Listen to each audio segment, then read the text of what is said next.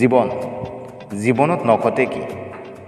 জীৱন মানে হৈছে এখন ৰহস্যময় নাটক, য'ত আমি নিজেই অভিনয় কৰি নিজকে শ্ৰেষ্ঠ বুলি গণ্য কৰোঁ। চাৰিওপিনে ব্যস্ততা, কেৱল ব্যস্ততা, কাৰো যেন ৰ'বলৈকে আহৰি নাই।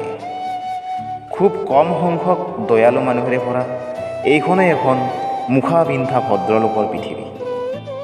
জীৱন মানে হৈছে এক সংগ্ৰাম।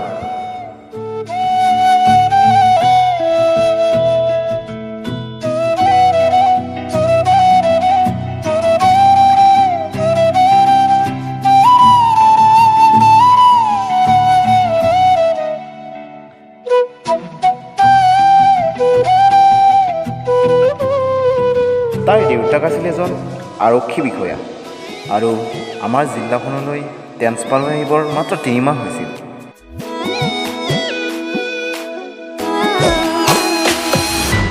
আৰু সিদিনা তাই সিহঁতৰ ঘৰৰ ওচৰত থকা পানীপুৰি দোকানখনলৈ আহিছিল। তাই পানীপুৰি খাই বৰ ভাল পাইছিল। দাদা পানীপুৰি দিব।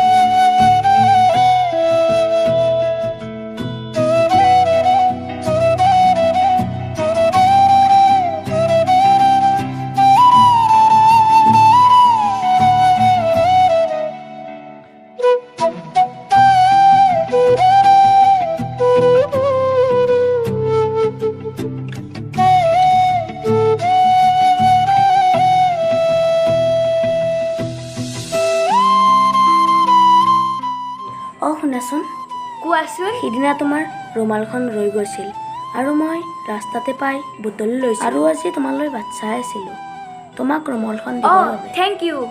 বাৰু তোমাৰ নাম? নাম পল। মোৰ নাম মেঘালী। তুমি কেনেকৈ জানিলা? তোমাৰ ৰুমালখনতে চোন লিখা আছিল।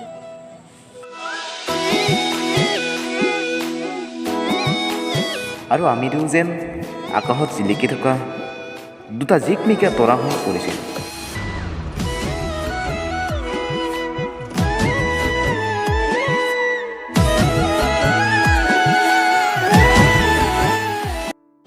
তোমাক এটা কথা সুধো। কোৱা। আমি দুয়ো ইমান দিনা হাঁহি ধেমালি কৰিলোঁ আৰু তুমি মোৰ বিষয়ে বহুতখিনি জানিলা। আজি মই তোমাৰ বিষয়ে অলপ জানিব খুজিছোঁ। তুমি স্কুল কিয় নোযোৱা? তুমি বৰ ডাঙৰ প্ৰশ্ন সুধিলা, যিটোৰ উত্তৰ মোৰ হাতত নাই। কিন্তু ক'বা, মোৰ স্কুল যোৱাৰ ভাগ্যই নাই, বুজিছা? কি যে কোৱা, স্কুল যাবলৈ ভাগ্য লাগে নেকি কিবা? বেলেগৰতো নাজানো, মোৰ কাৰণে ভাগ্যই বহুত, বুজিছা? কাৰণ মই যে অকলশৰীয়া, মা দেউতাৰ আলফুলা মৰম কণ নাপালোঁ। সঁচাকৈ জানা, মই বৰ দুৰ্ভগীয়া। কিন্তু তোমাৰ মা দেউতাৰ মৃত্যুৰ কাৰণটো জানিব পাৰিমনে? আজিৰ পৰা প্ৰায় 7 বছৰ আগৰ কথা। তেতিয়া মোৰ বয়স আছিল 2 বছৰ। মই মাত্ৰ তেতিয়া কথাবোৰ শুনিবহে পাৰিছিলোঁ, একো এটা হ'লে ক'ব পৰা নাছিলোঁ। এদিন হঠাৎ মাৰ ভীষণ জ্বৰ উঠিল। ডক্তৰৰ তাত যোৱাত ডক্তৰে ক'লে মাৰ হেনো মেলেৰিয়া হৈছে আৰু চিকিৎসাৰ বাবে 30-40 হাজাৰ টকাৰ প্ৰয়োজন। আৰু দেউতাই আমাৰ মৰমৰ বলদ গৰুহাল বিক্ৰী কৰি মাৰ চিকিৎসাৰ বাবে টকা উলিয়ালে। আৰু সেইদিনা ৰাতি দেউতাই টকাখিনি বুকুত সাৱটি লৈ শুই আছিল। আৰু তাৰপিছত সেই সময়ত মা আৰু মই শুই আছিলোঁ। আৰু ৰাতিপুৱা দেউতাই বিচনাৰ পৰা উঠি নাহিল। কাষত টকাখিনিও নাছিল। ঘটনাটো কি, একো সংসূত্ৰই পোৱা নাছিলোঁ। আৰু দেউতা ঢুকোৱাৰ পিছত মায়ে অনাই বনাই ঘূৰিবলৈ ল'লে। আৰু মানুহৰ চকুত মায়ে ডাইনী হৈ পৰিল। আৰু কেইদিনমান পিছত মাক ডাইনীৰ সন্দেহত গাঁৱৰ মানুহে জীয়াই জীয়াই জ্বলাই দিলে আৰু আমাৰ ঘৰ দুৱাৰো ভাঙি পেলালে। মই কোনোমতে নিজৰ জীৱনটো ৰক্ষা কৰি তাৰ পৰা পলাই আহিলোঁ। আৰু এতিয়া এক যাযাবৰী জীৱন লৈ এই বাহিৰটোকে সংগী কৰি মানুহৰ পৰা ভিক্ষা মাগি নিজৰ পেটটোক পোহপাল দি আছোঁ। ৰাতি হ'লে সৌ গছজোপাৰ তলতে থকা জুপুৰিটোতে জিলাওঁ। কিন্তু এতিয়াও মানুহে মোক ঘৃণা দৃষ্টিৰে চায়। শুনি বেয়া লাগিল, মানুহৰ মনবোৰ যে ইমান ঠেক হ'ব পাৰে। আচলতে যিকেইজন মানুহে তোমাৰ মাক ডাইনীৰ সন্দেহত মাৰি পেলালে সেইকেইজনে আচল ডাইনী, সমাজৰ আৱৰ্জনা। বাৰু এতিয়া আহিছোঁ, নহ'লে মায়ে গালি দিব। অ' শুনা, তোমাক এদিন আমাৰ ঘৰলৈ লৈ যাম, তুমি যাবানে? চাওঁ বাৰু।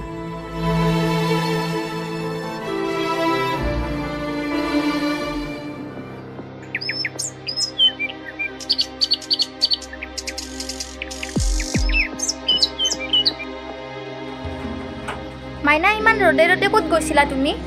চাওঁ ব'লা, ভিতৰলৈ ব'লা, নহ'লে পাপা আহিলে মই কৈ দিম।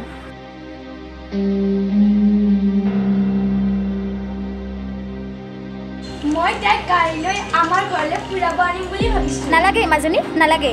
কি জানিবা সিহঁতৰ মাক সঁচাকৈ ডাইনী আছিল, আৰু আমি সেইবোৰত মাত মাতি একো লাভ নাই। হাজাৰ হ'লেও আমাৰ এটা ষ্টেটাছ আছে। এনেকুৱা ভিক্ষাৰীক আমাৰ ঘৰলৈ মাতি আনি নিজৰ ঘৰখন চোৱা কৰাৰ বাহিৰে আন একো নহ'ব। তাক তুমি পাহৰি যোৱা। এনেকুৱা বন্ধুৰ লগত থাকিলে তোমাৰ একো লাভ নহ'ব। ব'লা, ভিতৰলৈ ব'লা।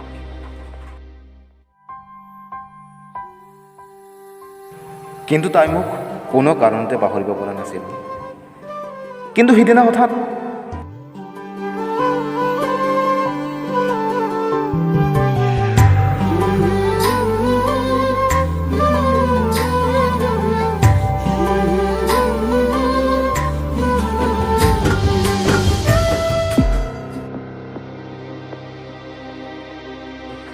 তুমি ভিক্ষাৰীৰ লগত সম্পৰ্ক কৰিবলৈ গৈ নিজৰ ৰূপটোৱে সলনি কৰি দিলাচোন। তোমাৰ এতিয়া পঢ়াৰ বয়স, গতিকে সেইবোৰ ভাবি একো লাভ নাই। আৰু এনেকৈ তাই মোৰ পৰা আঁতৰি গ'ল।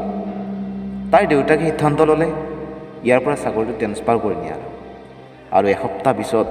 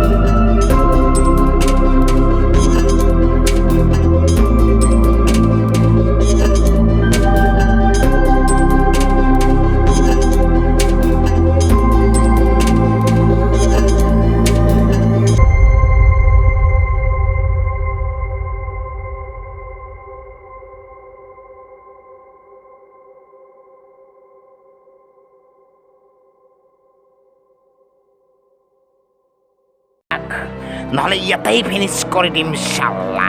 আৰু দেৰি নকৰি মোবাইল পাৰ্চ যি আছে গোটেইবোৰ দি দে।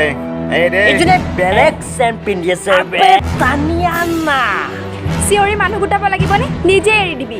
ঐ আমাৰ দেউতা পুলিচ অফিচাৰ হয়, এটা ফোনতে গোটেইকেইটাকে লগাব দিব পৰা মোৰ ক্ষমতা আছে। পুলিচৰ ভয় দেখুৱাই লাভ নাই মাজনী। পুলিচ হ'ল আমাৰ বাবে একো একোটা ভালে ভালে কৈছো এৰি দে, নহ'লে নহ'লে কি কৰিবি নহ'লে কি কৰিবি বে কি কৰিবি বে নহ'লে কি কৰিবি কি কৰিবি বে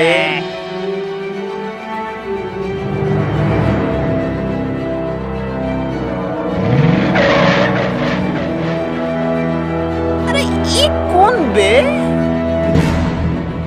আরে তই কি করবি বে আমার কাবে কি করবি? যা ইয়ার পর যা।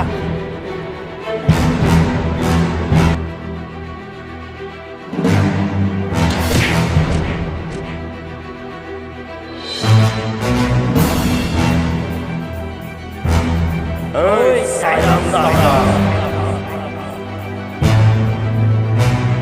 এ যা যা যা একো কৰিব নোৱাৰা। আৰু তোমালোকে শুনা, এনেকুৱা অভদ্ৰমী গুণ্ডা দেখিলে ততালিকৈ পুলিচলৈ খবৰ দিবা, কাৰণ আজিৰ দিনত আইনে সৰ্বশ্ৰেষ্ঠ। থেংক ইউ দাদা। ছোৱালীজনী ক'ৰবাত দেখা দেখা যেন লাগিছে। দুরু দুরু দুরু কপে হিয়া খনি জুখি জুখি বাকি দিলি মরম মেঘালি আহিছোঁ। দুরু কপে হিয়া খনি জুখি অ' জুখি বাকি শুনাচোন, দিলি মরম মেঘালি তোমাক ক'ৰবাত দেখা যেন লাগিছে মেঘালী। তুমি? আৰে পল, তুমি ইয়াত তেনেকুৱা? সেইবোৰ বহুত কথা। বাইদাৱে তোমাক এনেকৈ লগ পাম বুলি মই সপোনতো ভবা নাছিলোঁ। ভবাই নাছিলো মোৰ দৰে সঁচাকৈ তাই তোমাৰ বাবে পাগল। প্ৰতিটো সময়তে তাই তোমাৰ কথাকে কৈ থাকে। আজি তোমালোকক এনেকৈ দেখি মোৰ বহুত ভাল লাগিছে। বাৰু তোমালোকে কথা পতা, পিছত লগ পাম। আহিছোঁ, বাই। ৰাখি শুনচোন, লাগি থাক।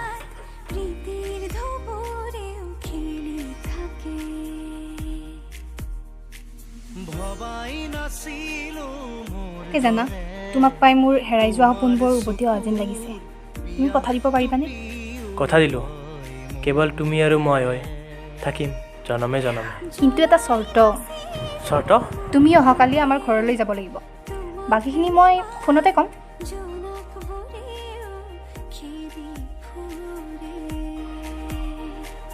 লিখি লিখি থোৱা অলেখ কবিতাৰ শব্দ তোমাৰ আবেগৰে ভবাই নাছিলো মোৰ বাবে তোমাৰ বুকুৰ সপোনবোৰো যে সাৰে থাকে। আৰু তাইৰ মাক দেউতাকে গম পোৱা নাছিল মই যে আছিলোঁ সেই দুৰ্ভগীয়া পল। মই জানো সি নিশ্চয় আহিব। চাওঁ দিয়াচোন তোমাৰ বন্ধুজন কেনেকুৱা।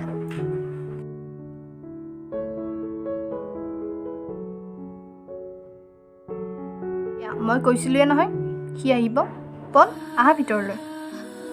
নালাগে, বাহিৰতে অকণমান জিৰাই লওঁ। ইমান ডাঙৰ ঘৰ আৰু আমাৰ নিচিনা মানুহ ভিতৰলৈকে যেন চোৱাই লাগে। কোৱা মা, এয়া পল, তুমি চিনি পাইছানে? সৰুতে যে তুমি ঘৃণ কৰিছিলা। কি? পিছে এতিয়া তাক আৰু ঘৃণ কৰাৰ কোনো প্ৰশ্নই নাই। এতিয়া সি বহুত সলনি হ'ল। তুমি হয়তো পাহৰি গৈছা মাজনী, ইয়াৰ মাক এজনী ডাইনী আছিল। গতিকে ইয়াক মই ঘৰৰ ভিতৰত সোমাব নিদিওঁ। মা, তোমালোকে ইমান পঢ়া শুনা কৰিও ইমান অজ্ঞানী হৈ আছা যে আজিৰ যুগত এইবোৰ বিশ্বাস নকৰে। পলৰ মাক ডাইনী নাছিল, ডাইনী সজোৱা হৈছিল। হ'ব মেঘালী, তুমি মাতিলা মই আহিলোঁ না। এটা কথা তোমাৰ মাৰাক কৈ দিয়া যে এই অহংকাৰ পতন হোৱাতে বৰ বেছি সময় নালাগে। আহিছোঁ। পল, শুনাচোন।